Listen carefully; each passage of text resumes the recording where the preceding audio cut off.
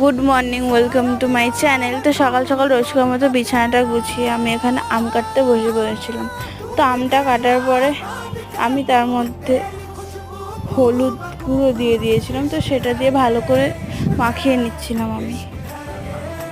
তো মাখানোর পরে যখন সেটা পুরোপুরি হয়ে যায় তখন আমি সেটাকে রোদে শুকাতে দিই।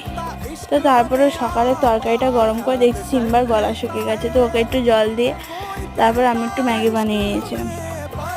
তো ম্যাগিটা হয়ে যাওয়ার পরে সেটাকে একটা প্লেটের মধ্যে নামিয়ে আমি সেটা খেয়ে নিই।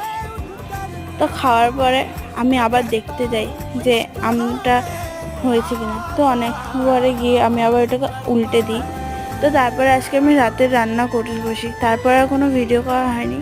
তো রাতের রান্নাটা আজকে আমি করছিলাম ঘুগনি আর লুচি। তো এটা খেয়ে আজকে দিনটা কাটালাম। বাই। তোমরা কি